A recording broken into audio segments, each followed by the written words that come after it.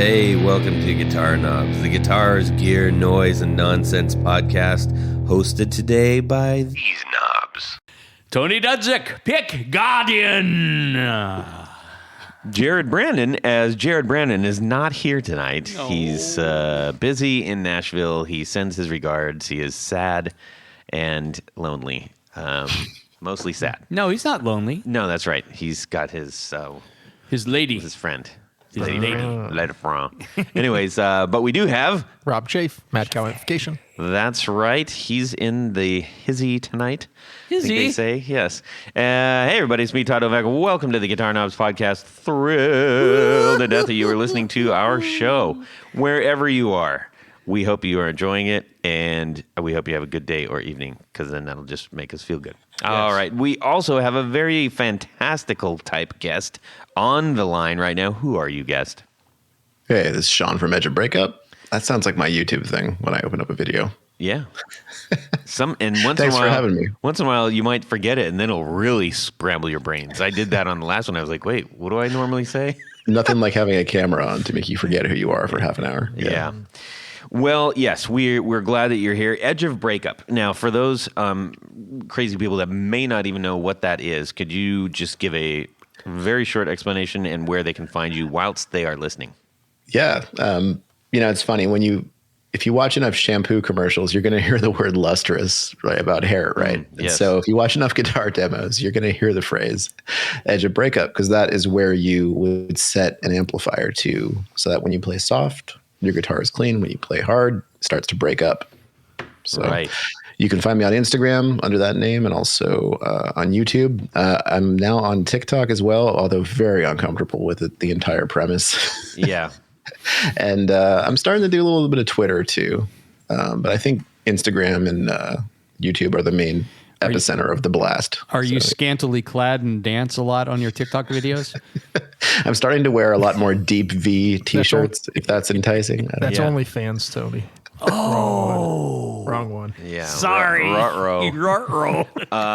So that's... Can you erase that, Todd? Yeah.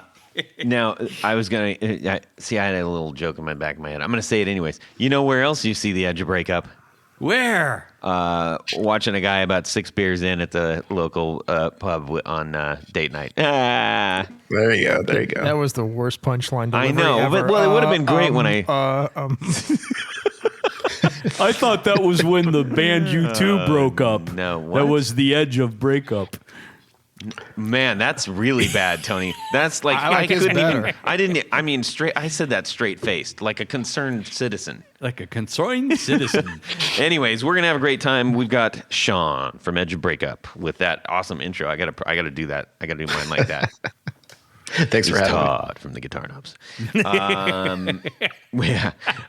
So you've got some great channels out there. Go check out. Unless you're driving or something, go check that out so that you have some context as to what we're talking about tonight. And let's see. Let's go, shall we? me. Absolutely. Do it. All right, we got a couple announcements. We need to thank Road! Jiminy Christmas, man. You're giving me the red lines on here. Red lines. That's right. Road Mike's. Put those red lines on there for a reason. Yeah, to tell you to be quiet. All right, so... It's not working. It actually says that in the manual. It says, tell Tony to shut up. We got our buddies down at Road in Australia. So we want to say a big fat thanks and a big thank you to Nick for being our guy down there helping us out. We love Nick. And I also wanted to give a really nice thank you to our friend at Sweetwater. Now, all of you out there probably have a friend at Sweetwater who have called you maybe once or twice or 20 times. I have several friends. I actually have a call coming in right now. It is one of the things that we love, and also, sometimes it can be like, for Pete's sakes, I just bought some picks or something. Hey, get out of here, dog. He's gonna bone. Okay. So Rob's got a dog in here tonight because he's sad or something and can't be left at home. You say that like Rob's It's just got a distracting. rhinoceros in here. Todd, why do you I did hate say dogs? it's okay. I don't hate dogs. You hate dogs. I don't hate dogs. I think you do. Dogs are like Stratocasters. Do you eat hot dogs? No, I don't. See, you hate dogs. Right. Anyways, back to Sweetwater, our friends at Sweetwater. Look, we all acknowledge their service is fantastic. Top notch. Agreed. And it's like you order it, you put the phone down, and it's on your doorstep. Not quite. Almost. I'm actually happy when they call, to be honest. I'm like, yeah, let's talk about that Big Muff for a little bit. Yeah. Well, so I got a call like seconds after I placed an order yesterday. And I was like, Mini Christmas. And I was at work and I was like, come on, guys. Like, what? All I did was buy a little thing. Like, what do you need to talk to me about? What'd you buy? Well, you've hold on. You've got a regular rep, like one rep assigned to you, right? Yes. Okay. All you got to do is just next time he calls, just say, "Hey, bud, I appreciate the phone call." Just follow up with an email. They'll never call you again.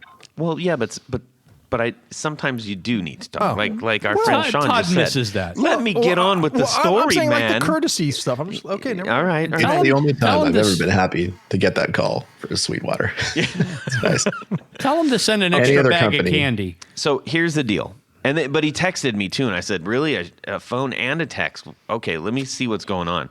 Well, he said, hey, the thing you just ordered is actually back ordered. And I was like, wow, thank you for letting me know. And I said, like, are we talking about like a couple days, a week? And he's like probably about 2 months. And I was like, ooh, that's good to know. Thank you.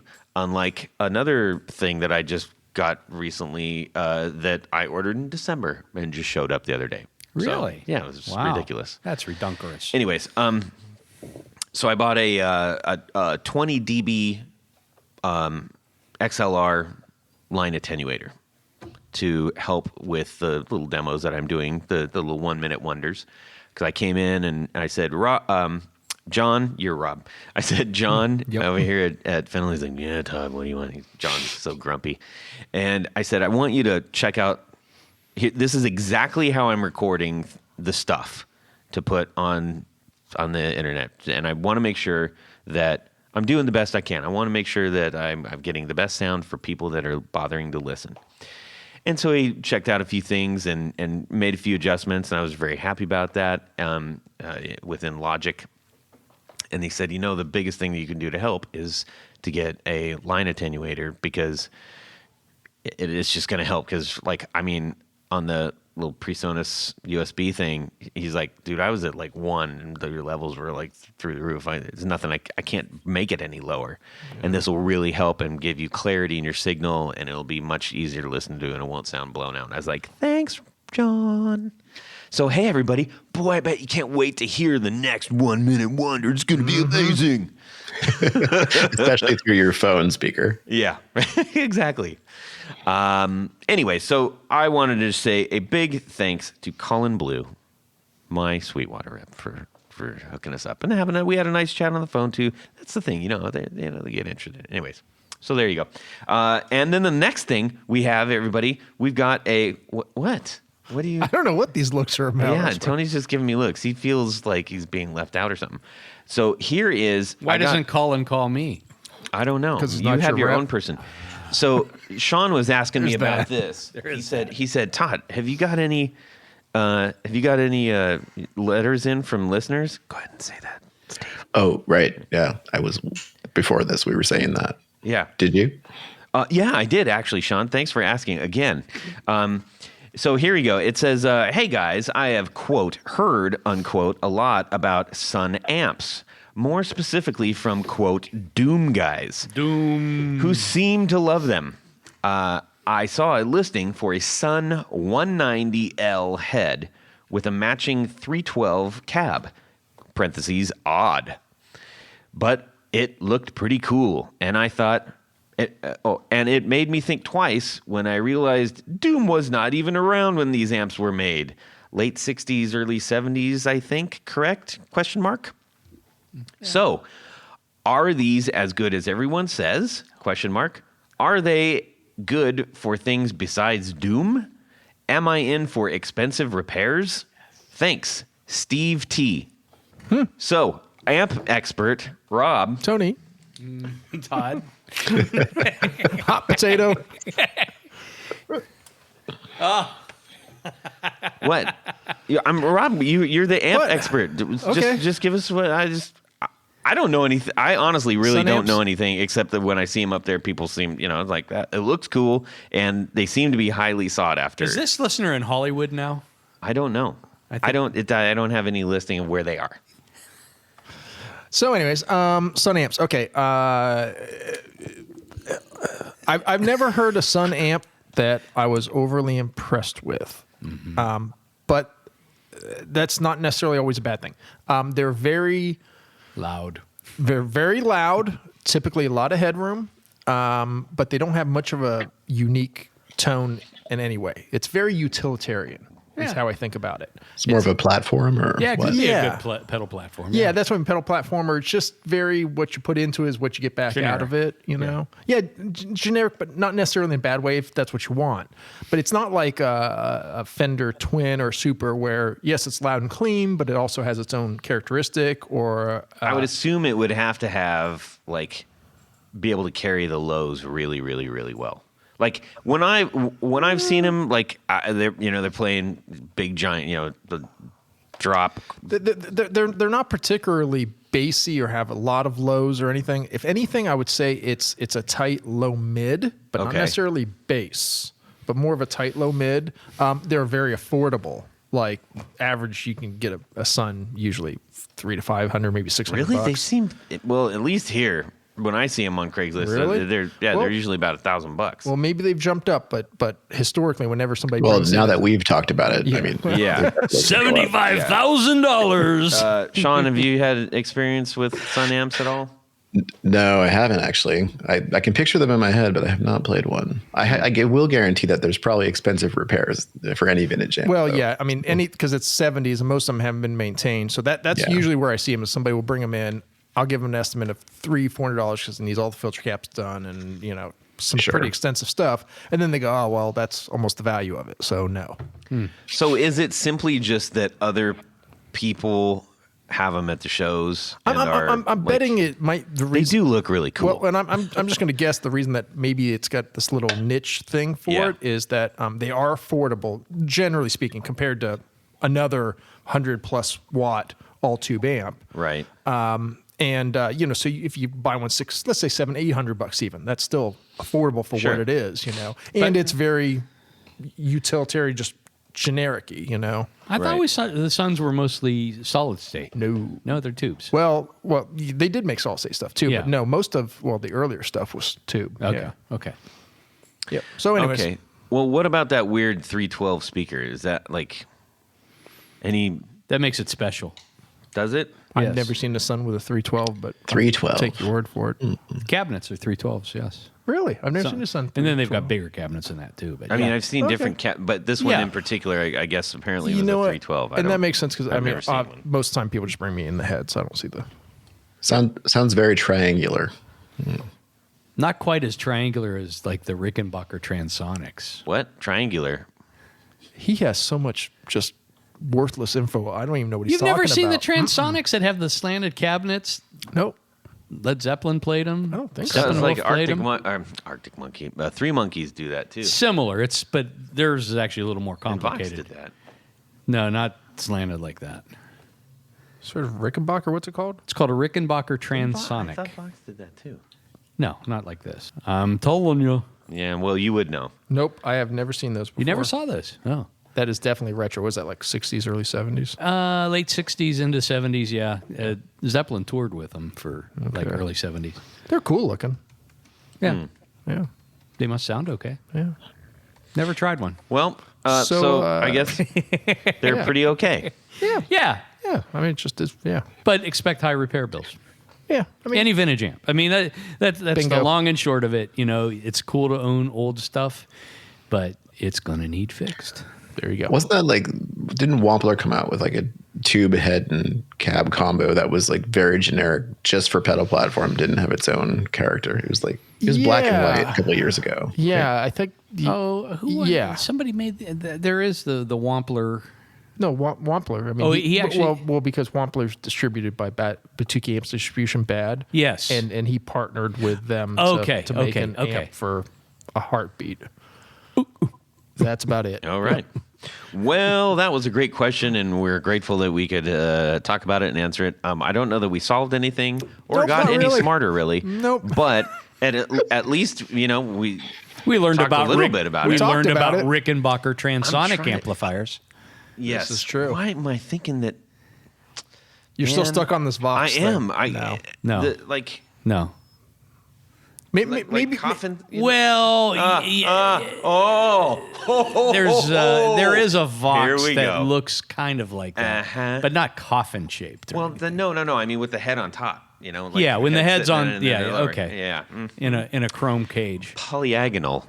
Polyagonal. That's Yeah. that's a $20 word. Yes. Damn. Okay. So again, Todd is half right. I love it. Todd as is long as always I'm half right. I'm good. Todd is always half right. To be half right all the time. Yeah. He's what you'd call a half-wit. Right. Wow. Uh-huh. Anyways, that's going to cost you, Tony. Oh, no. All right. So now let's move on to what's going on in our music world this week. We're going to start out with our friend Rob over here. And then we're going to, just kidding. Starting we're going to start with- I was with gonna say, Tanya what? Bolonsky. Yes. Well, Tony's usually right there. So Ah. I pointed in the wrong direction. And then Sean is going to enlighten us with whatever is going on in his awesome musical world. Would you like me to go Yes, now, please. Todd? Thank you. Yes, please. Thank you. Wow. Thanks for opening. Yeah. Tough crowd. Yeah. Well, this is actually kind of a fun week. A good friend of the show, Mike Robinson from Eastwood Guitars. He's been a guest. Yeah. In Eastwood, they have Eastwood Guitars as well as Revoltas, which are designed by Dennis Fano. And down in Nashville, they have a kind of a combined showroom production area. Yeah. So Dennis Fano does his Novo guitars, and they bring in the Revoltas, which are made overseas, but they're all brought in and set up by techs in this same area. Mm-hmm. Super cool guitars, and Dennis Fano has just the perfect eye for guitar design in my book. Mm-hmm. So long story, even longer. Mike and I have done some trade work over the years. I make some pick guards for him if he has like a custom run, and I sent him a batch a couple of weeks back, and he says, "Oh, this is great. If you're interested in more trade, I can always use more guards." So I said, "Okay." I went on to the website, and I've been wanting to get a Revolta. And they just released a semi-hollow, kind of like an ES335, but more little offset shape. It's kind of a cross between a 335 and like a Starcaster. Mm-hmm. And the F-holes look really cool on it. It's got a 6-in-line headstock. It's just, it's very... They're tasteful F-holes. I think some people are not tasteful with the F-holes. It's just it too looks open. great. It's like, man, I don't need to see all of the guitar inside. Jeez Louise. So I sent an email back to Mike. I said, well, I see you've got one here, and what would you think about doing a trade for that? And he said, well, that's going to be an awful lot of pick guards. I said, yeah, it will be. But we went back and forth, a little bit. He sent me, what's your is this your current mailing address? Did you give him mine? Yes, I did Smart put man. yours down there. And That'll get you out of the jam you got yourself into a couple minutes ago. which was that? But I got notice today that it is shipping from Nashville. Might be here this weekend. That's probably awesome. Monday at the latest.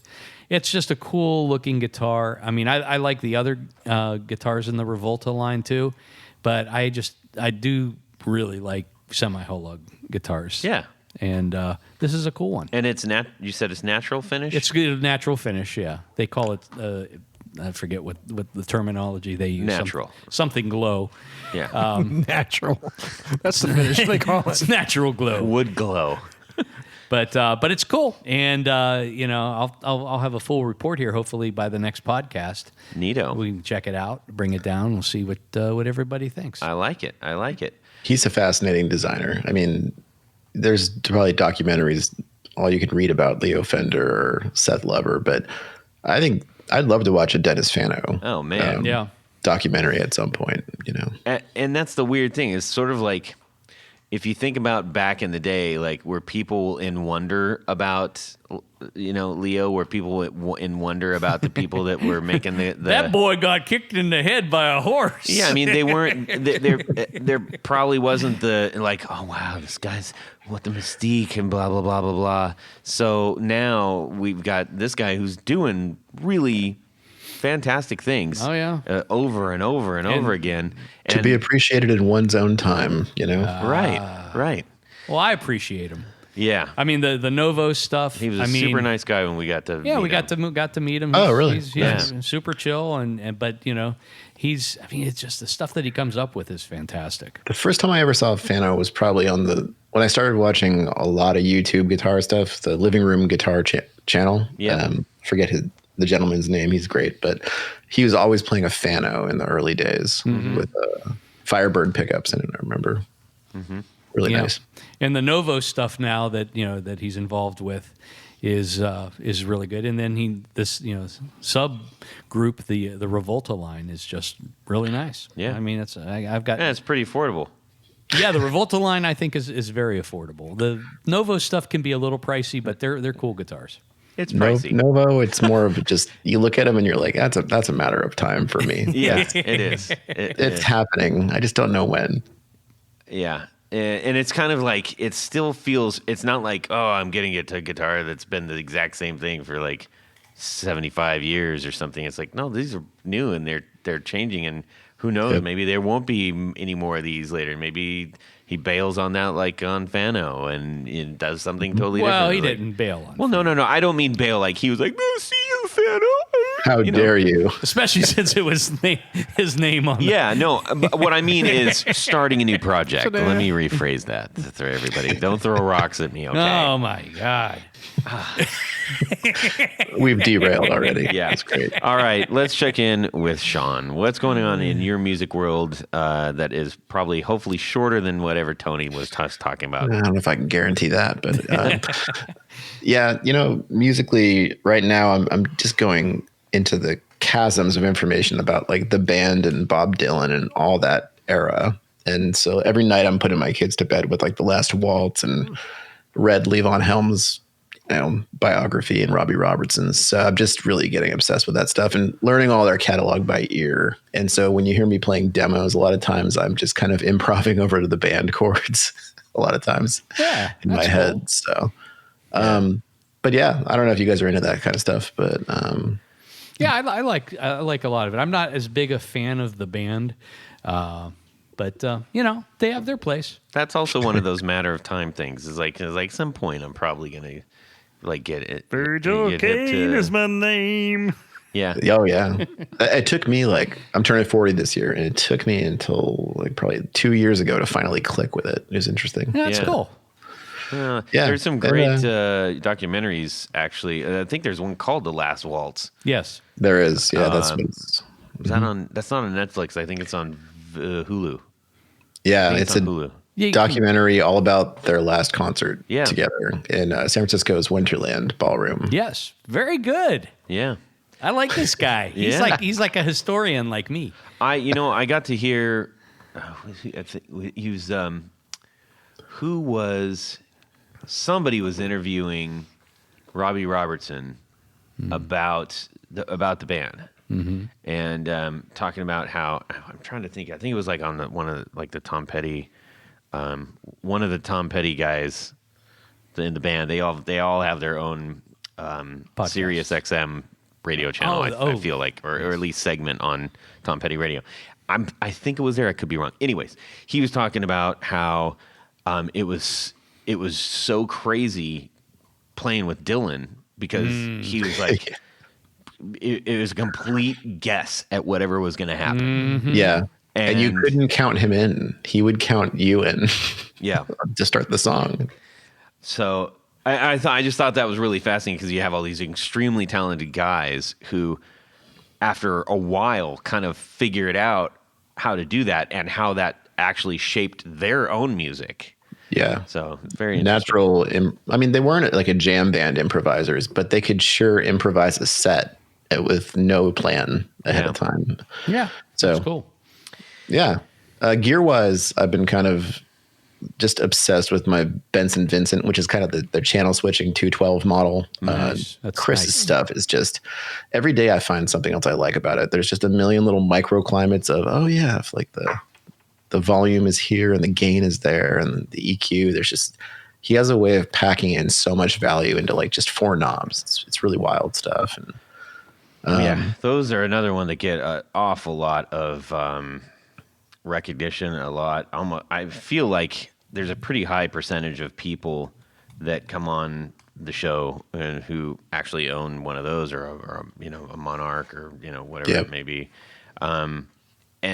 Shockingly, we were lucky enough to have him on. I think it was what episode was that? That was episode 59. 59. Oh my He God. took a chance on us. Jeez. That's the Benson 59. episode. Yeah. Boy, he sure did. Yeah. I mean, and that was when he was still covering him in the like the pillowcase fabric. right. So He's such a wonderful guy. Like so yeah, he was humble, super nice dude. And I think that was when we started to get okay at what we were doing. So you might want to go back and check out that episode. But don't listen to 58. It was horrible. It probably was. Hey, listen, anybody who is going backwards or starting from the beginning, like skip the first 20 or so. I couldn't. Yeah, it would be very hard to listen to that now. I gotta admit, like from my point of view, I'd be just cringing. Anyways, okay, so Rob, what's going on, buddy? Placed a big tube order. Actually, two big tube orders this week. Not a tuba. Not a tuba order. A tuba is a big instrument. Yeah. It is. That'd be a lot of freight. And if 2 tubas would be. that comes in a crate. Yeah. Yeah. Drop it on my driveway. Yeah. No, actually, I was what's the word I'm looking for here? I could Predicting? see Inspired? I could see the future. Oh. On Monday, I called. You were a soothsayer. Yes. So with everything going on in Russia and everything, there's only 2 active tube factories. We've talked about that because China's out of commission right now. So you Yeah. got Czechoslovakia with JJ, Right. and then all the new sensor, Electroharmonics, Tungsol, Mullard, all that comes out of Russia. So, and they're providing more than half of the tube supply right now in current production. So I was like, because they do a lot more than JJ does. When you say you placed a big order, what's a big order of tubes? Yeah. Now, for me, I'm not manufacturer, just repair. I ordered, I think, just around 300 pieces from New Sensor son. and like 200 from JJ. And let me back this up. I'm currently sitting on almost a full year of inventory. I probably got about 800 tubes in stock.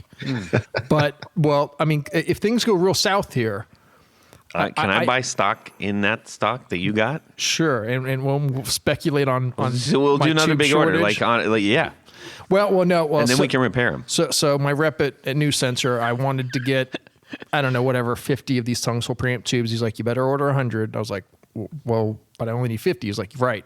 But depending on how much you order is how much we release. He's like, we're rationing already. So I said, so if I order 100, he was like, you actually get 50 and you might get 50 in 6 months. Oh my god! I'm like, oh, okay. So yeah, and this was before the invasion happened. So Good thing I still have my PV Classic VTX. yeah.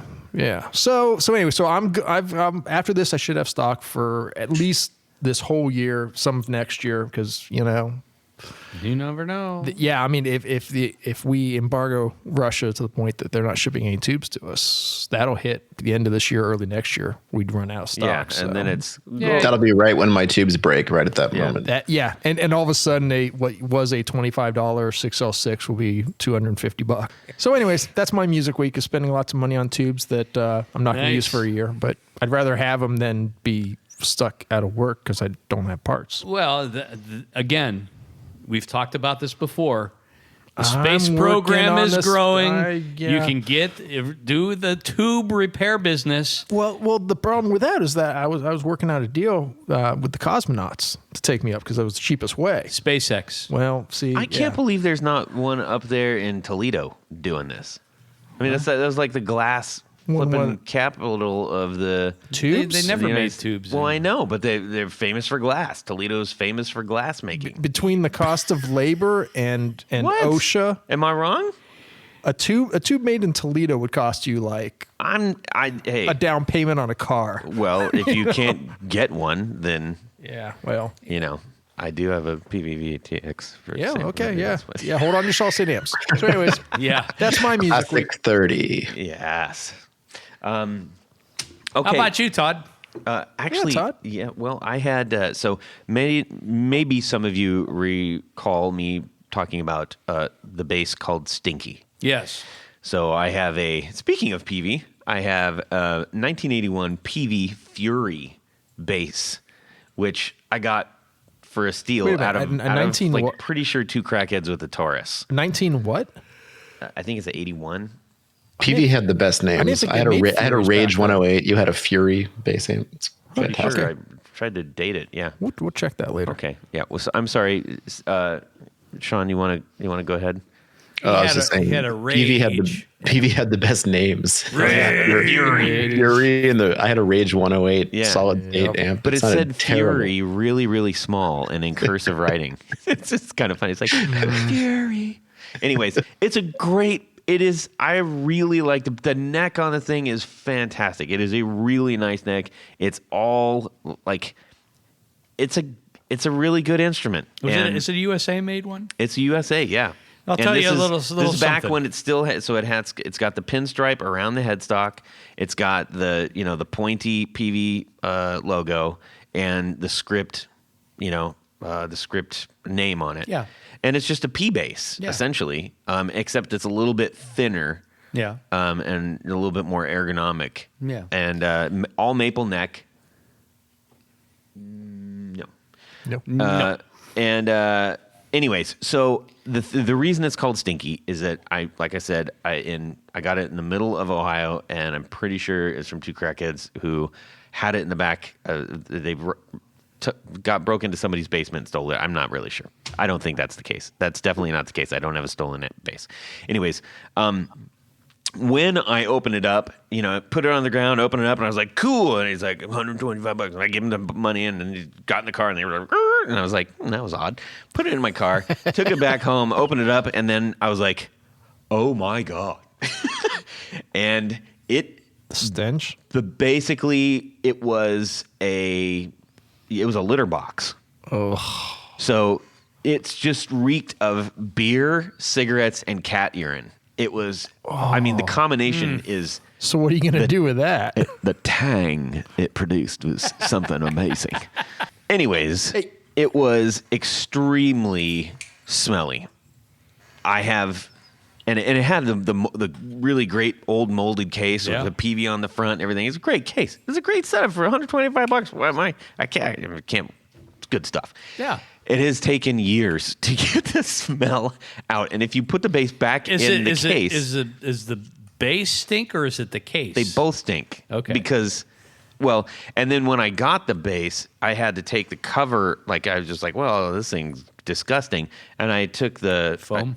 No, I didn't take the foam out, but I took the pick guard off, which all the electronics are on, and underneath it was just like. It was like a toilet in there. I was like, what? So I had to clean that out and everything. So the cat had been peeing in the bass? and beer and lots of heavy cigarette smoke. Anyways, it is much more manageable. It's a faint smell, but you can still kind of go, what's that? Anyways, the pickup had dropped out of the plastic recently because my daughter's playing it. I posted a picture of my daughter playing the bass with the old PV rig and everything. And she came home and she said, hey, does this look right? And you couldn't see the poles anymore, but the pickup was still down there. And so I took it over to my buddy Chase, and we basically put all new electronics in it. Smart. He did such a great job.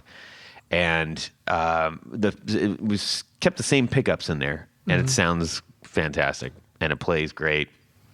And so, yeah. Nice. Could he get rid of the rest of the smell? No.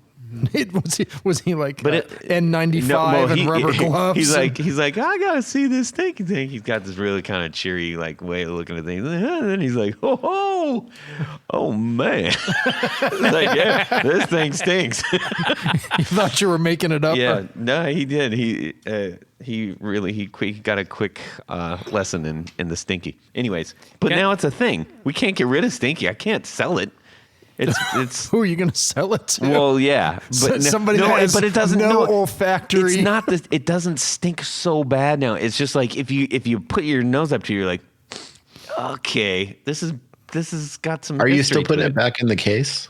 Like, well- because the case is probably recharging the smell every time you put it in there. You're not wrong, but I can't get myself to part with the case because where am I going to find another molded PV base case of that year? Like, Someone's got to specialize Tony, in you got one? refurbing Yeah, I've got PV 5 cases. of them. I was saying pretty much any pawn shop's probably got a half dozen in the back. well, if I find one or if anybody knows of one, I'd be willing to investigate that. yeah. So How many pick guards would that be worth? I wonder. Yeah. 1.5. Yes. Yeah. Anyways, so, oh boy, we got more stuff to talk about.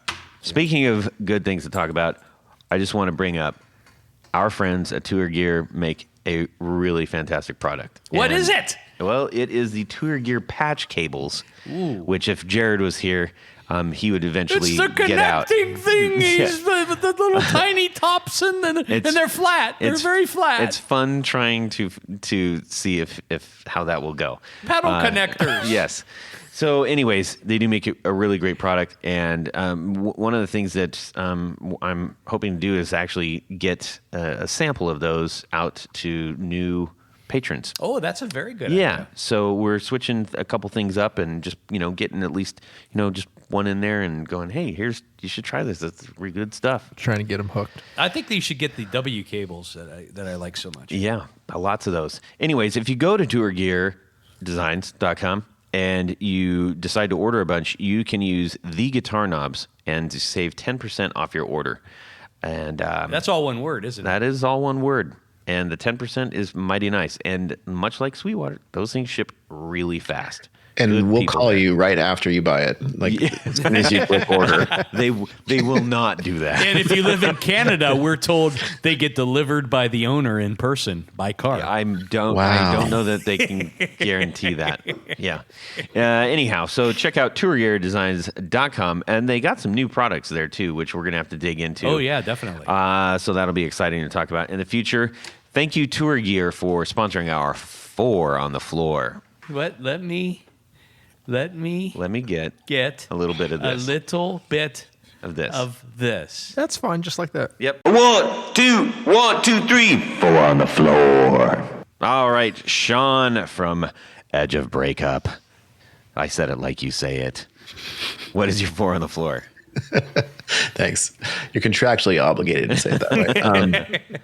So I got to start where every board I think should start with fuzz. So I'm going to go King Tone mini fuzz. The tough choice is silicon or germanium there, and you can't really lose either way. But the silicon cleanup on that is really, really nice with the treble bleed and the strat. So I'm going to go with that for first and chain. Let me ask you a question before you yeah. motor on through this. You're blazing through this. Am I? Okay. No, that's okay. It's okay. Well, we're just messing around with you. So do you prefer germanium or silicon on fuzzes in particular?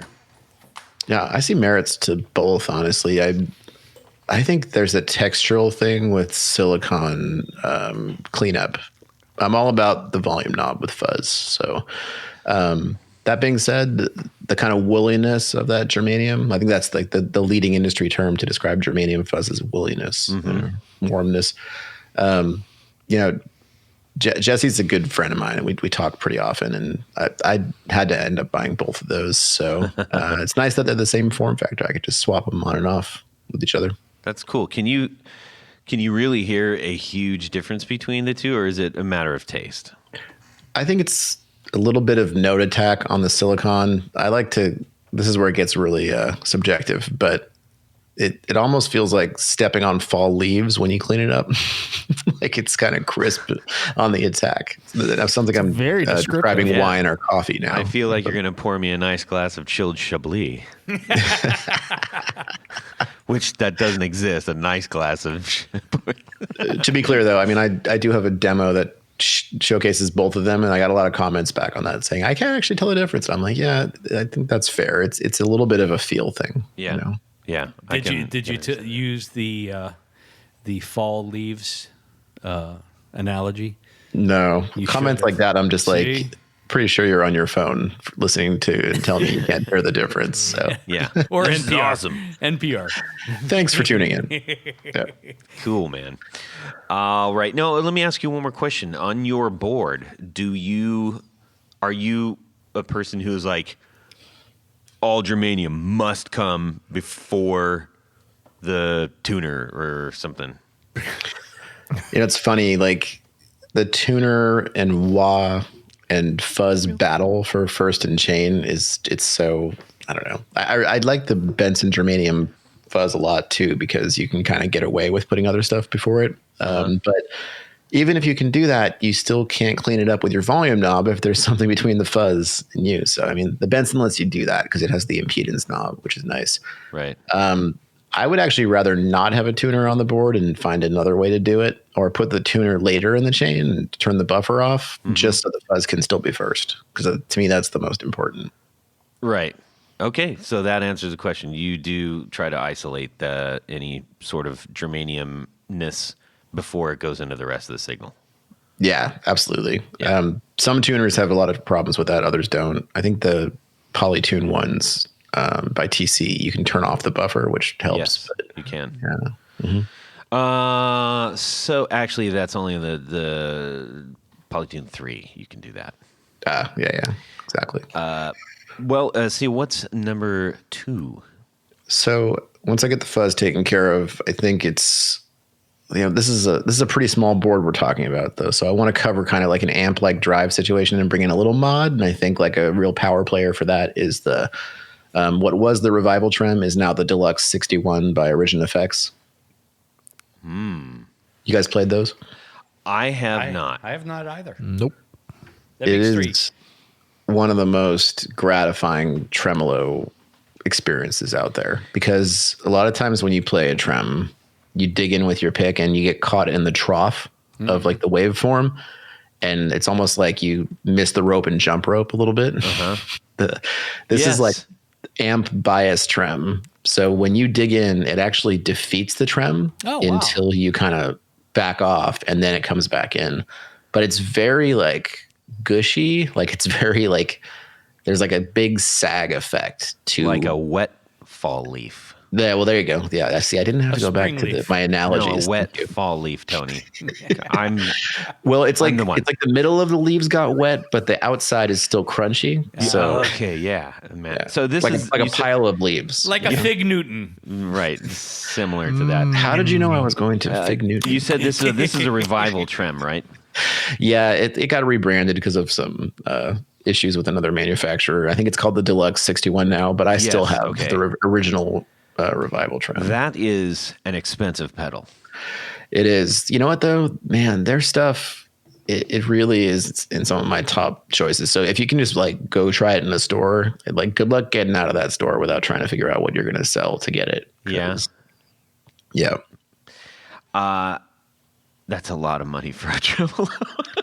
But I mean, to be fair, it's actually like it's a deluxe kind of Fender preamp too. And so That is- okay, yeah, you that's you fair. get gain That's in it as well. And so get that's both. another reason I paired it with the mini fuzz, because you can slam the front of like a Fender Deluxe with the fuzz Yeah.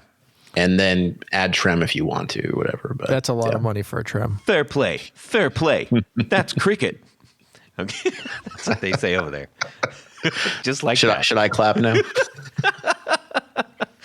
Okay. Let's go for number 3. All right, I'm going to bring it back to King Tone here, because I do need a vibe on the board, and so of all the vibes I've tried, I've got the Jam Retro vibe coming soon to demo, and I'm really excited about that. But right now, the Kingtone 1968 vibe is probably number one. And the reason for that is that it's got two vibes in it. And each side has independent chorus or vibrato modes and independent speed and depth. And I'm not done here, sorry. Okay, take your time. You can ramp between, you can literally like ramp between the sides, and it'll even ramp between the modes and crossfade them. So one side could be chorus, the other vibrato, slow pulse, shallow versus fast pulse, deep. And you can fake rotary sounds from it. I mean, it's wild. Jesse Davey nailed that. And it's not the size of a small country, and it doesn't need some weird power adapter. It does need 18 volts though, but I use those Strymon power supplies that come with variable voltage, so it's not an issue. Right. Yep. You're racking up quite a bill here, buddy. Well, I'm clocking you at 1,500 so far for 3 pedals. Are you seriously adding? you a buck asked over me there? for the one board that can do it all. I mean, so it's going to be pricey. Yeah. Okay. I got a lot of that's totally DMs fair. from folks on Instagram telling me you're costing me a lot of money. So this is not the first time. No doubt. Okay, I can't wait to see what you have for number 4. All right. So I'm going to assume my amp has reverb covered in this scenario. So we're going to do Jam Pedals Delay Llama Extreme. Oh, that's a good one, dude. Yeah. Very good. I We have the played it? Delay Llama Deluxe. Yeah. Oh, man. It's got a tape mode on it, as well as a vibrato mode. And I mean, this standard mode too. But I've really fallen in love with that tape mode with the tape modulation on the repeats. Yeah. Have you played with that? I don't have that one. I got the one just before they went to that right. version. It's all red. It's just the 3 knob. I think it's 2 buttons, 3 knobs. One just does sort of like a bit of a ramp kind of a thing on it. Gotcha.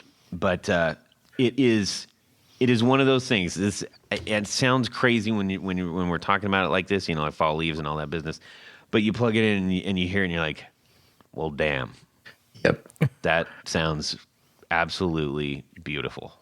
And didn't they just nail the EQ on it? Like it sits there. A lot of analog delays get really cloudy and really messed up in the mids around your playing. So you can't use them high mix. They nailed the EQ on this. So it sits right. Yeah. So. It is a super nice pedal.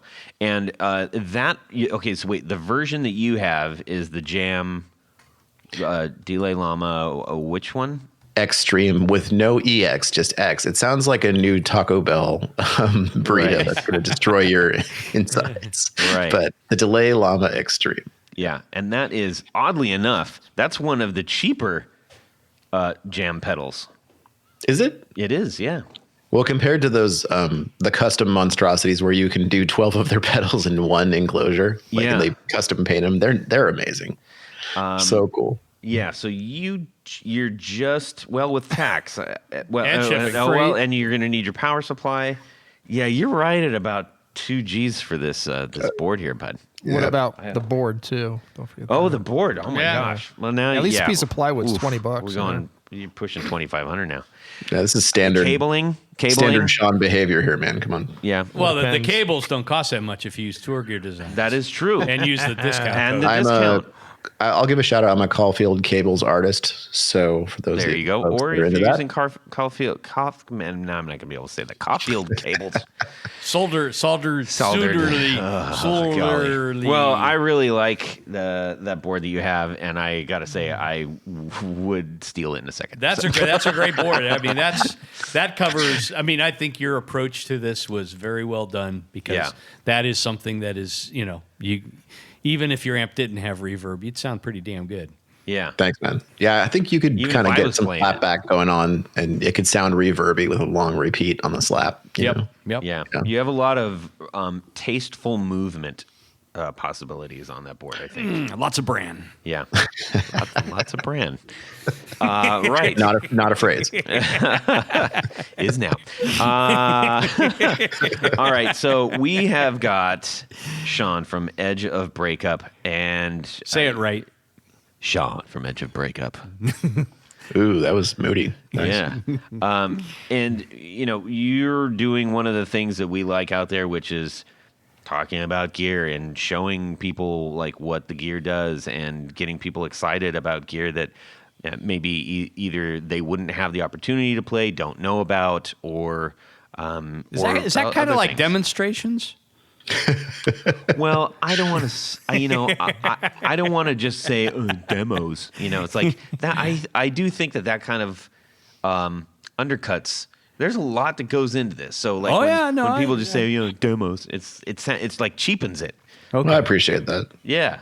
So why don't you kind of give us the layman's approach? I don't know anything about your show, Sean. What do you do?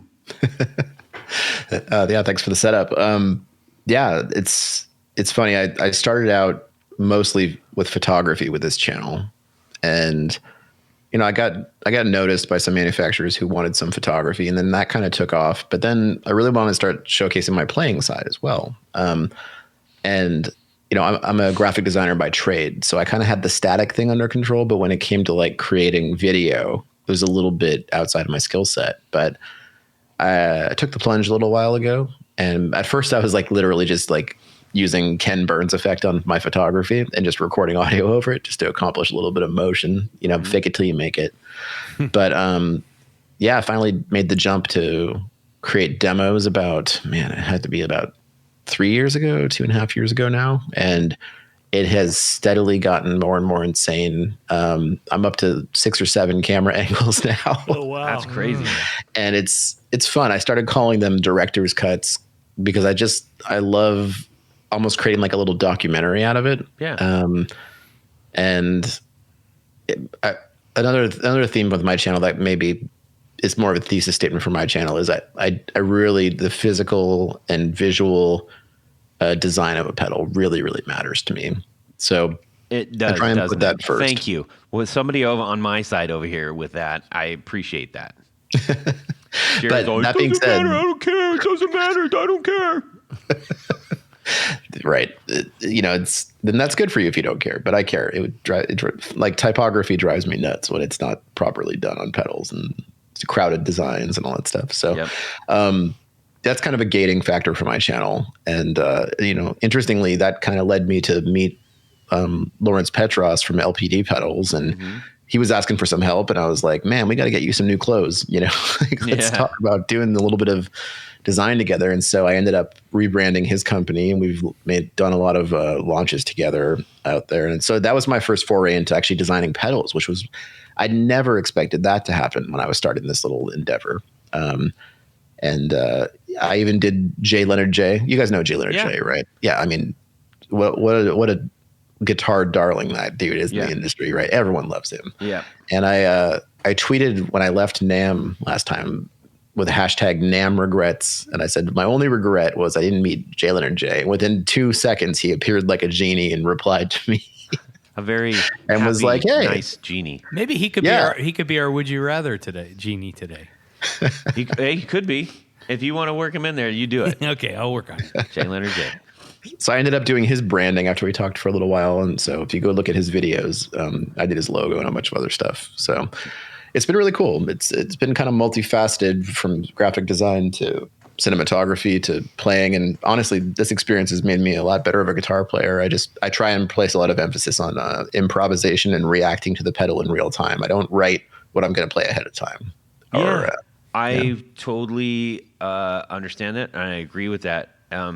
Actually, I'm gonna have a 2-part response to that, if you don't mind. If everybody will bear with me for a second. No, just one. Number one, that was a paralyzing thing, actually. That before I started doing the little 1-minute wonders on Instagram, which are, look, I mean, you're doing, freaking Scorsese stuff compared to what I'm doing. But we're back to the Last Waltz already. But exactly. But going, okay, I got this pedal. I don't know what. Like, I'm gonna have to figure out. Honestly, it made me not want to do it because I didn't want to. I was just like, man, if I put myself there, everybody's just gonna freaking trash me. I'm gonna get lambasted on. That's the whole thing. Anyways. I'd do that. They're going to trash you even if you do well. They might. They probably do. Yes, behind my back for sure. If I could figure out how to use Instagram, I would trash you. You probably would. But what I did was, to your point, instead of trying to say, I'm going to make this, I honestly just plug in and just start playing. And like whatever the piece of gear is sort of like wanting to do, I do try to really just go with that. Yeah. Well, there are some great channels that are doing covers of like huge songs, right? And yeah.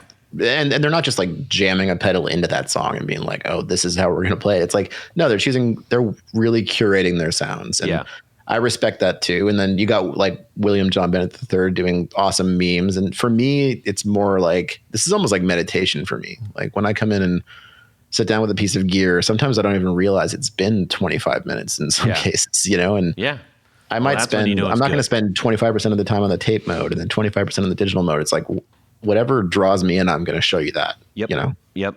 Totally understand. And so the second part of that, had been watching, I think I mentioned this before, but I was watching the Gibson TV channel on YouTube. Mostly just, well, I don't even know why. I'm curious, I love seeing all the people's guitars collections and all that stuff. But I was watching the Dweezil Zappa one. I am not a Zappa fan. Okay, so check that on something that like don't like Strats. Don't want to own a dog, and I'm not a Zappa guy. But Dweezil has first of all, he seems to be a very charming, awesome dude, and he's got this pretty fantastic guitar collection. One of the things that he was talking about when he was going through some of these is really reacting to what the guitar and or pedals want to do. So he did a bunch of pedal combinations, and he was talking about how he would put these things together and get these really radical sounds, not knowing what was going to come out of it, but then just saying, I'm going to let this shape the thing that I'm going to create, instead of thinking that you're going to create something using a tool that you're choosing. And I thought that was really cool. And I appreciated that, and I related it because a lot of his pedals and guitars, I mean, they're making crazy, crazy, crazy noises.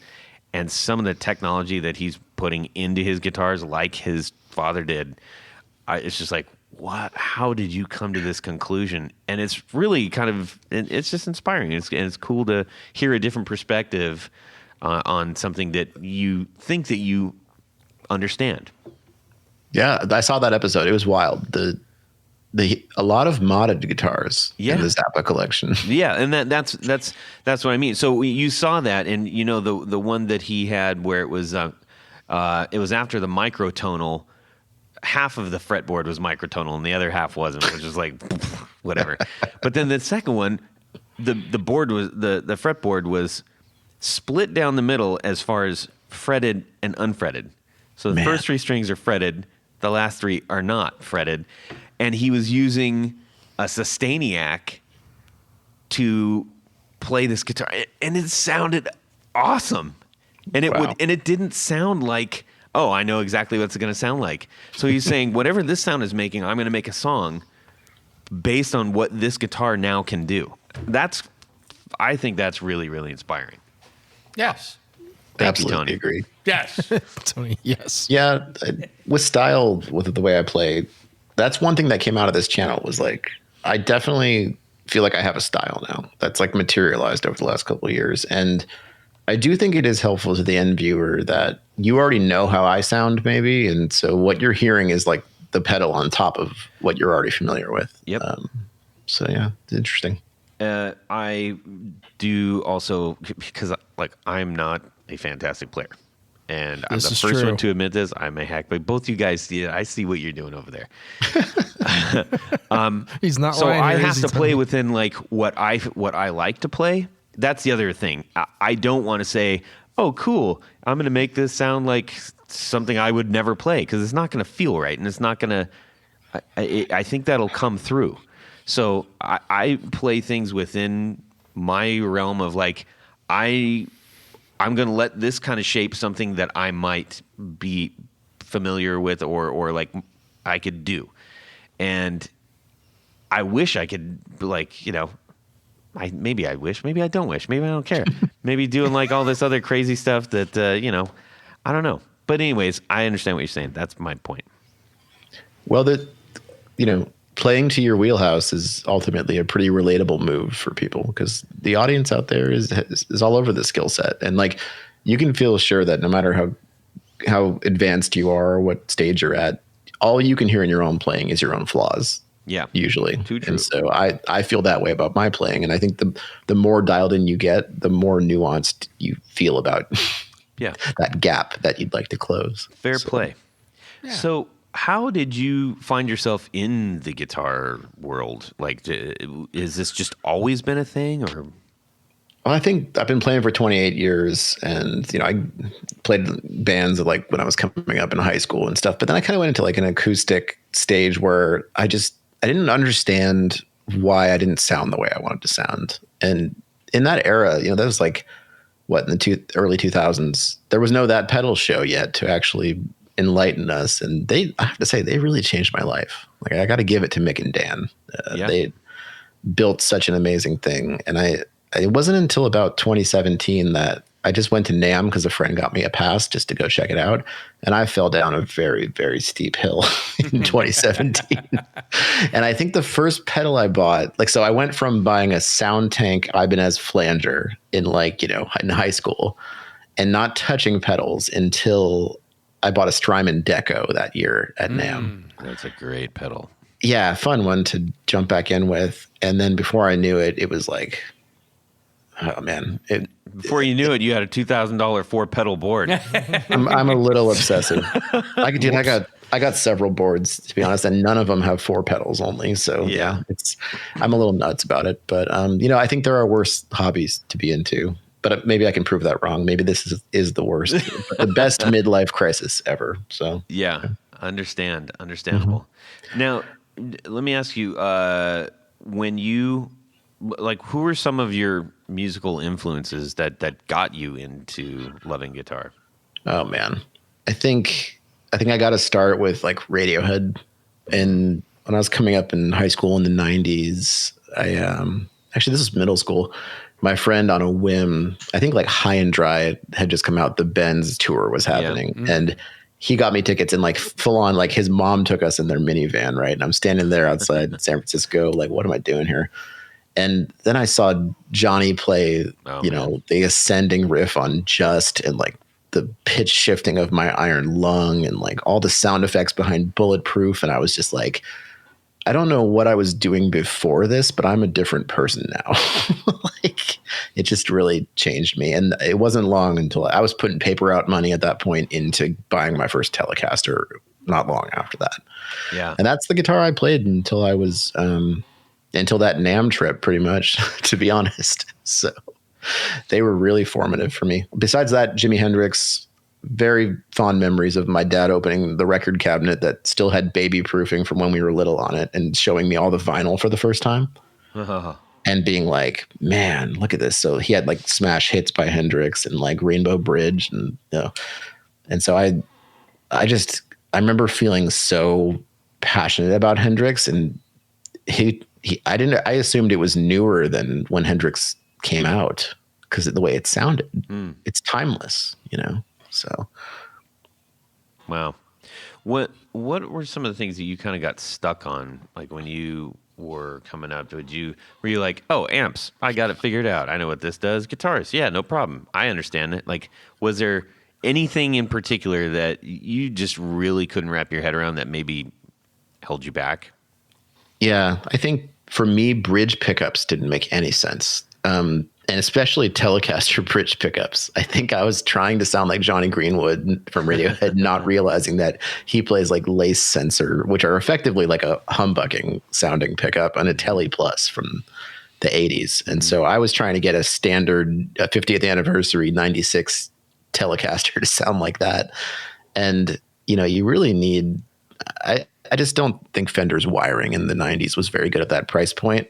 And in my head, I had spent the money and I had bought the instrument of my dreams, but not realizing that there were so much better guitars to probably buy, but probably out of my price range. So it wasn't until I got into like Nash guitars at a certain point that I realized, okay, Lawler pickups, orange drop caps, like the right wiring the right wood. And this is how a Telecaster is actually supposed to sound without dropping, 7 Gs on a custom shop. So My I would ears say went that up. I was a heard big mystery. Lawler. Yeah. You're a Lawler fan? Huge. I've got them in like everything except for my vintage stuff. Strat, Telly, Yep. P90s, and humbuckers, yeah. Have you played the El Rayos? I just did a demo on those. And I saw Wow. that, and I was going to ask you about that. Yeah. Yeah? No, I haven't tried that yet because, it seems like kind of a unique niche thing. So describe it. It sits somewhere between a humbucker and a single coil. Is that what I'm getting? Yeah, I don't know if this is their actual marketing copy on it, but it's kind of like a humbucker for single coil lovers. And I sit squarely in the single coil camp, but I'm really pushing myself to get into humbuckers. So I did a series of SG videos where I went from Gibson burst buckers through Seymour Duncan Antiquities, through the Fralin Pure PAFs, which were great. But I think at the end of the day, there's just a little too much compression and muddiness in humbuckers for me to really get what I personally want from them. And the second I plugged in the El Rayos and got the height right on them, it just was so open and woody, and really, my kids are slamming on the door. So sorry if you hear that. It's quite all right. We do hear them. See, the noise gate, not that powerful. Daddy's in a meeting. Get out. It's really hard to describe for me. Like, I don't have exact EQ ratings of where the scoops and dips are, but it was the first time I plugged in a humbucker and was like, I don't feel like I need to re-EQ the amp. And like having it on the bridge and the neck, I don't feel like I have to EQ to one or the other and I can't win. See, yeah, and to me, like, I like humbuckers and a lot of different guitars and everything, but like semi-hollow bodies, to me, I've always really preferred semi-hollow bodies with P90s because the humbuckers just get so big because it's resonating and everything. And those El Rayos might be a really cool use. I think they're probably more in the realm of Filtertrons. See, I don't have any experience with those. They're very low output. Yeah, they're like 3 or 4K. I mean, I think it's just like a super underwound humbucker. And but I think that Filtertrons kind of fit into that area too because they tend to be a little brighter. And now those being a little different design though, those will have a certain tonality of their own, right? The Filtertrons. Filtertrons definitely have a sound of their own. So sidestep. I'm just thinking it's closer in that realm to output. Like a true humbucker. I wish I could say I'm inexperienced with that style so far, but I'd love to try them. I eventually want to play all the Lawlers. I mean, I've been very blown away by their quality. So to back up a second, you said you did a series of videos you went through a bunch of different humbuckers. Yeah, to be honest, that's awesome. I was a little bit drunk with power because I finally learned how to mod guitars and solder recently. And normally you have to take it to a tech and wait 2 weeks and get it back, and then you can't A/B the sound because it's been 2 weeks. Mm-hmm. And to be able to do it yourself, I'm a little hooked on it. So yeah, I went through 4 models of humbuckers on my. It was like a off-the-shelf Sweetwater SG. Shout out to Sweetwater rep, who probably call me after this because I mentioned him. Yep. And that was kind of the end of my journey. And coincidentally, I think I'm going to keep those in there. But I am talking to Lambert Tones about getting some of their Cremas to try. So I'm looking forward to being wrong about this set maybe and seeing what else is out there. Yeah. Very cool. I'm going to go back and watch those videos. Oh, thanks. They're all in a little collection on my YouTube page, all in a shelf together. So check it out. Cool. Now, Jason also makes, he calls them Lawler Trons, which are basically Filtertrons in a humbucker casing. He does some cool stuff where, he puts a humbucker into this or a single coil into I actually have a video on that too. They have a series called the Novel Series, and they're all humbucker route size, but they do P90s, Charlie Christian. Right. And I have to say, my newest obsession probably is the gold foils. So they do a gold foil, and I pop that into my. I have a Prisma Sunset offset, kind of a reverse Jazzmaster thing. Yep. Cool. And I had Lawler Imperial humbuckers in that, and those are great, the low whine ones. Mm-hmm. But it was like when I popped these gold foils in, it just was like, oh, this is actually what was supposed to happen here. So cool. Really recommend those. Well, speaking of guitars, you have a number of very cool guitars on your Instagram feed. Thank you. What's your number one? Man, it's getting hard these days. So how about your number 1, 2, and 3? Sure. I think for the frequency of like seeing them across most of the demos, I play a blue Nash Strat with Lawlers, and I got the king tone switch in that so that your secondary tone knob becomes 6 different levels of kind of, I don't know, it's like almost a treble bleed darkness on it and different customizable treble bleed. So that's probably the one that I played the most. But I recently got a Frank Brothers arcade with low wind, 50s wind P90s, I think they call them, Lawlers. And that thing is just incredible. I threw a Bigsby in at the end, and the Frank Brothers were so nice to add it for me at the end and do some checking on the surface. So I think that's really up there. And then I got to mention that Prisma Sunset again. So Frank Brothers, that was episode 100 for us. 100. Oh, nice. 100, which is a long, long, long time ago. And again, so took a chance on us because even then, and they were super nice. Super nice. Yeah. They're like, well, you had Benson. I might as well do it at this point, right? Yeah. So anyways, it was, I think that their guitars are like absolutely beautiful. Which Bigsby did you have them put on? I didn't really understand the choice of which Bigsbys you can do, but they did the due diligence for me. They got me the one that doesn't rely on the peg holes, the pegs where you slip over the guitar string hole. Oh yeah. This is actually a through post, so you just feed the string through it. It's so much easier to restring than the standard Bigsby style with the spike. Yeah, I mean, I've gotten used to doing the original style with the spike, but in a live situation, it's just unbearable. Yeah, I know we're not supposed to curse on this podcast, so it's a good thing I'm not restringing a standard Bigsby. Could be worse. Could be a 12-string Rickenbacker. So what's number 3? Number 3, right now I'm pretty obsessed with. I picked up 2 vintage Gibsons last year, and for the first time I've done anything vintage at all. But I picked up a '67 330 with original P90s in it, and everyone always talks like, I think it's like kind of like cool points to say, oh, I love to play guitar unplugged. I play more unplugged than I do in an amp. But this is the first guitar I legitimately am like, this sounds awesome unplugged. Yeah. It does run away with feedback because it is a fully hollow body, and the P90s are, vintage and unpotted. I'm assuming. I haven't opened it up, but that is quite a guitar. I don't think Gibson ever potted their P90s, did they? Yeah. I don't know.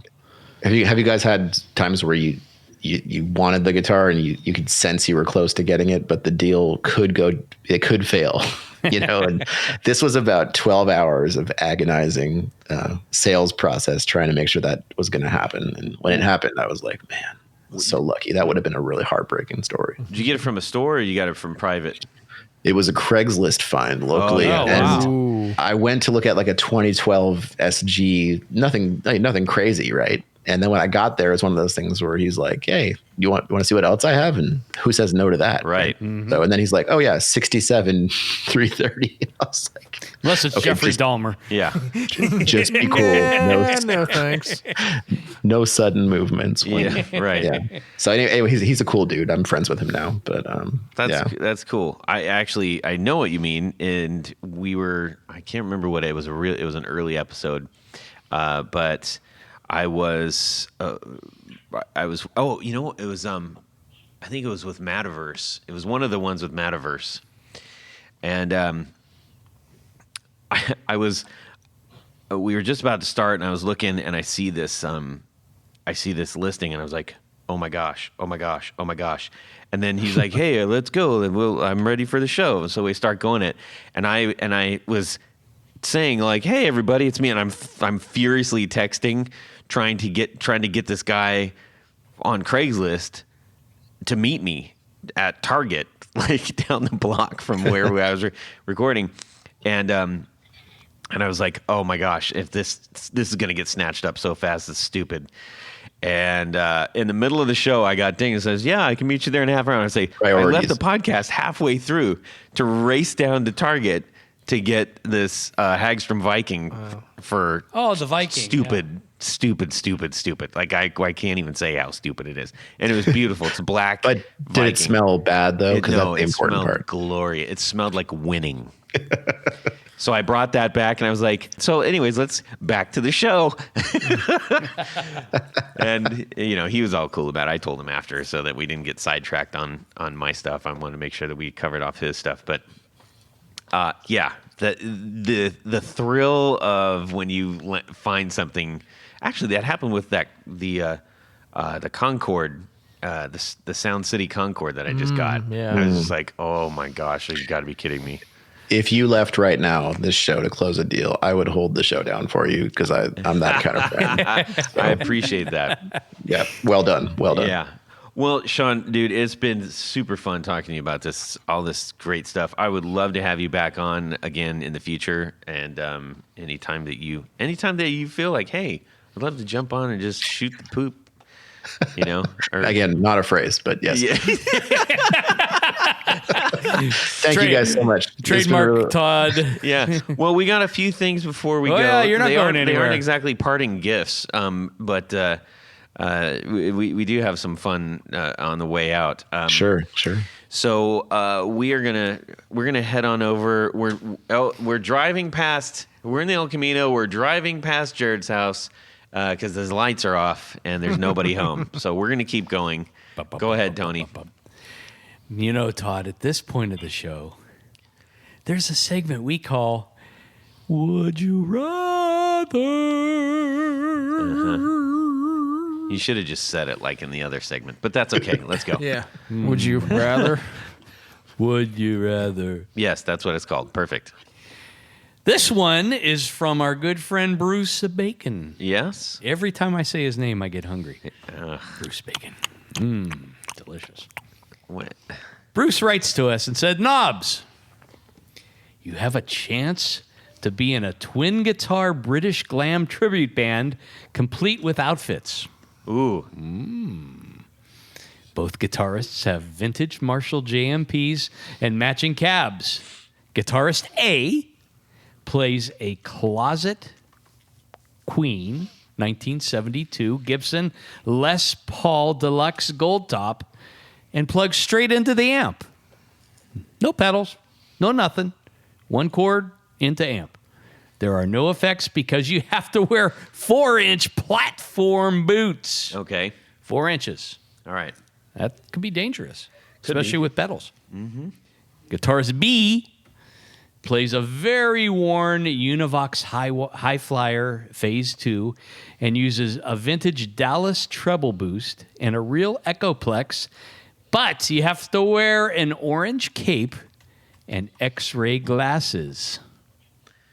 Okay. Which glam guitarist would you choose to be? Cheers, Bruce Golly, Bacon. that's a great question. Okay. So, guitarist A Yeah. is a vintage 72 Gibson Les Paul Deluxe. Yep. That is in a gold top. Yeah. And that is the one when they first started putting mini humbuckers in it. Right. No pedals. No pedals. Well, what did it? What amp? Did it say an amp? They're both JMPs. They're both JMP. Okay. Marshall JMPs. Gotcha. Yes.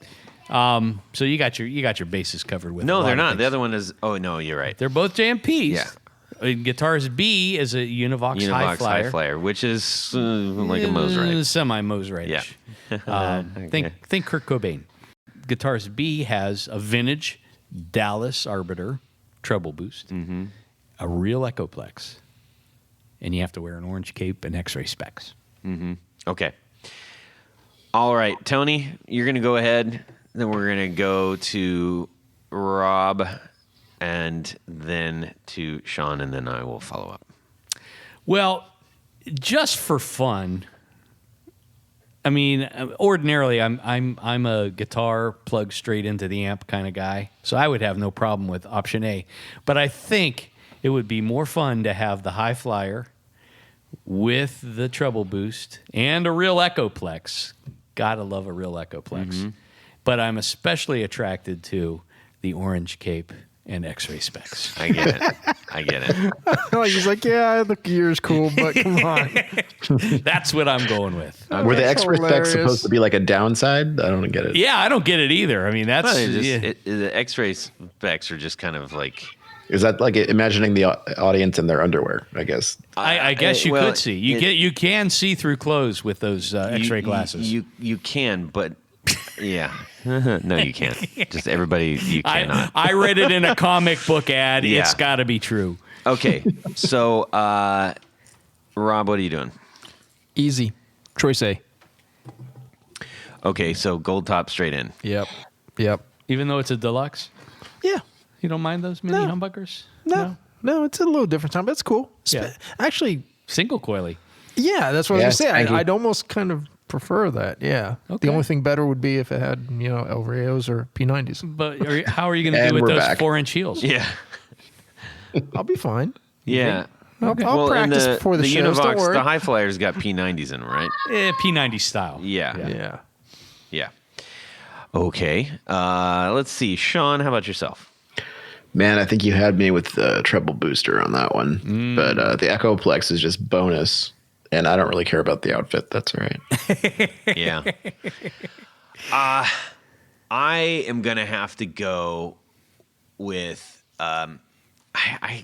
that's hard because I do like the P90s and I do like all the effects, but Well, there's I'm- not that many effects. I'm going to be playing Fox on the Run with Sweet. So I'm going to go with choice A and go straight in big giant boots with the gold top. All right. Yeah, that's what I'm doing. So we're 2 and 2. So we're 2 and 2. 2 and 2. That's When's good. the last time that's happened? Maybe never. Yeah. Possibly never. Usually I'm on an island by myself That's true. because I'm kind of a weirdo. Yes. All right. So we got a few people to thank really quick. Yes, Todd, because at this point of the show, which normally follows the Would You Rather, we thank a special group of people. These are our executive producers. Now, you might be wondering what's an executive producer. Well, let's just say it's a person that makes the podcast possible. How do you become one? Go over to patreon.com/the Guitar Knobs. And there's only one P in Patreon, by the way. Yeah. What was that? I don't know. Oh, my goodness. Checking emails and then What? Was that my house? I can't Yeah. tell. No, I think Like- it was. No, It you're was fine. Rob. It was Chafe. it was me. Anyhow, check out a couple different levels in which you can participate, become a sponsor, a patron of this podcast. That's right. Support our show. Each level comes with a great bevy of thank you gifts, but as an executive producer, you get all the good stuff. And there's one thing more. Rob, Get to have your name read on the thing. you get to have your name read on the thing, and that is what I'm going to do now. So special thanks to these executive producers. Moon Guitars, Vader and Pedals, Drew Lopez, John Halverson, Rick Calhoun, Trevor Gunberg, Elad Mizrahi, Gary Cooper, Jason Roush, Mac D, Richard Kendall, Mark Garton, Matt Hart, James White, Justin Jones, Anthony Gemolero, Bilgola Guitars, John Esterle, Anthony Lathrop, Stefan Lamb, Michael Senchuk, Ken Sayers, Doug Christ, Darren Gregory, John Anglin, Tom Brazen, John Sluhan, Rusty Sneeden, Rolf Gottschalk from Wonderful Audio Technology, David Poe, and this week, two new executive producers. Welcome, Mr. Don Kloss and Mr. Gregory Randall. Right on. Thank you so much for supporting our great show, everybody. Wait a second there, Todd. Oh, You always interrupt me. I'm sorry. We have another special group of executive producers. These are the top of the heap, if you will. We like to call them our grand poobahs. Yes, you're right. That's correct. I was just checking. Make sure it's correct. Yeah. As a grand poobah, you get a special fez to wear. while listening to the podcast. Yeah, you actually do get a fez. We send you a fez. We do send you a fez. Yeah, with a lot of other And really lots great stuff. of cool stuff. I don't even want to talk about the cool stuff. And by the way, speaking of one of the cool things that we're going to be giving away is one of these books from Lisa S. Johnson, The Immortal Acts. Signed by I saw the post. Peter Yeah. Frampton. Signed by Susie Quattro. Oh, my. And signed by Lisa S. Johnson. Can I sign up for that? It is really cool. Yeah, are we eligible? No. See how it works.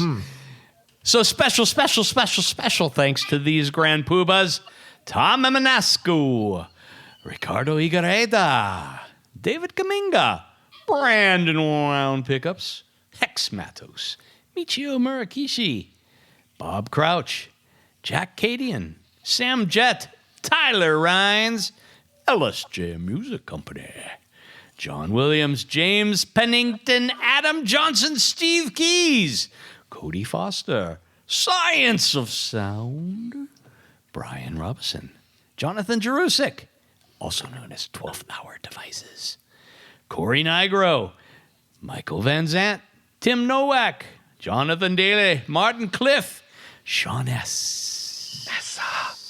Rat King.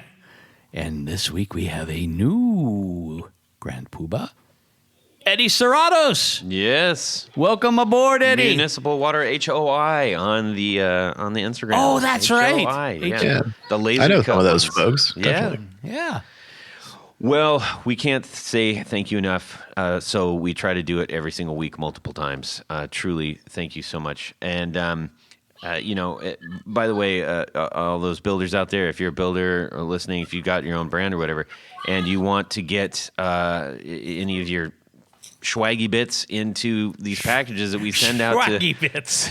send out to the patrons, please let us know, because we would love to include whatever you are working on, and any kind of, little stickers and pics and all that good stuff out to the people who are supporting the show, the community, and your brands and products. So thank you so much. All right, Sean, where can people find all the things that you do? Oh, thanks. Yeah. Make sure to check out Instagram.com/Edge of Breakup, and then search YouTube for Edge of Breakup. You should be able to find me, along with every video for guitars that has mentioned the phrase Edge of Breakup. So Brilliant. Nice. All right. And Rob, where can people find you? Instagram, Mad Cow Amplification, and Facebook.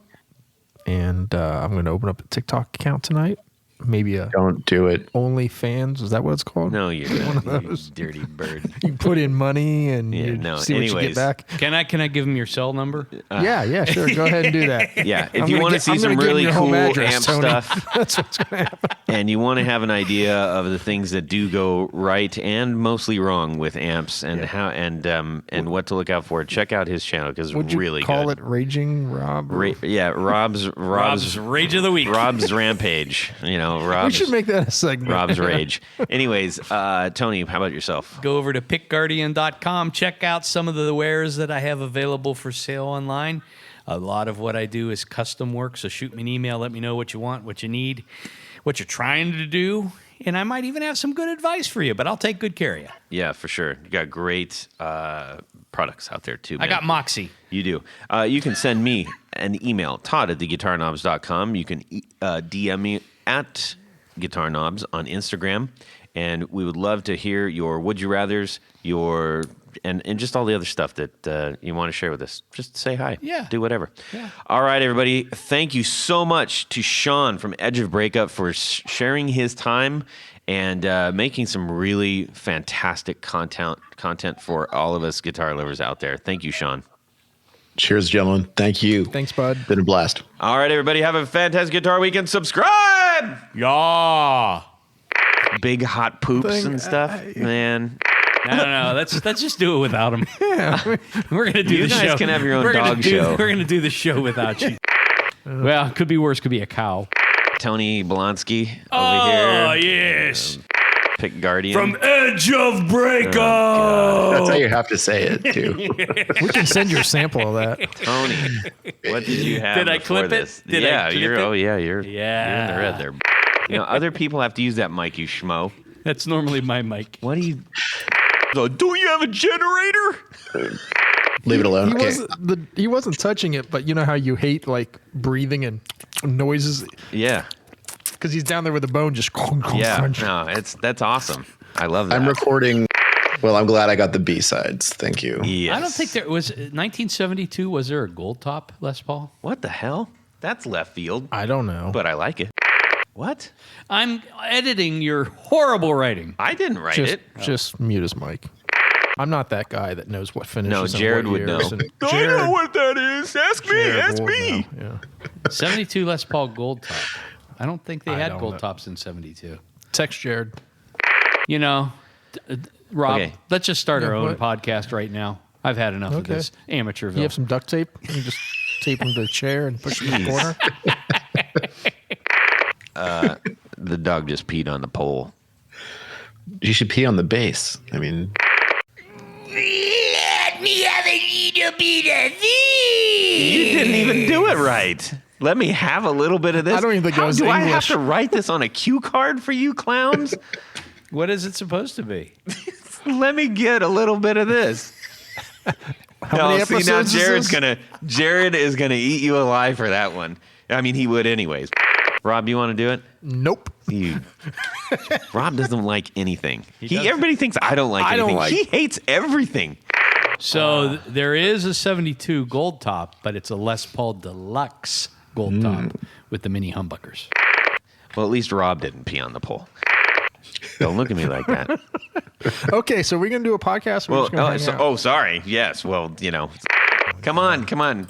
Sean doesn't have all night for this nonsense. Why Big is it part of the hot show? Well, that's it for these knobs. Please visit our Patreon page at patreon.com/theguitarknobs. Visit our website at theguitarknobs.com for all of our past episodes, 4 on the Floor blog, and other good stuff. You can connect with us on social too at our Facebook page and share your gear and stories on our Facebook group. Also, be sure to check out our Instagram at Guitar Knobs. Catch you next time.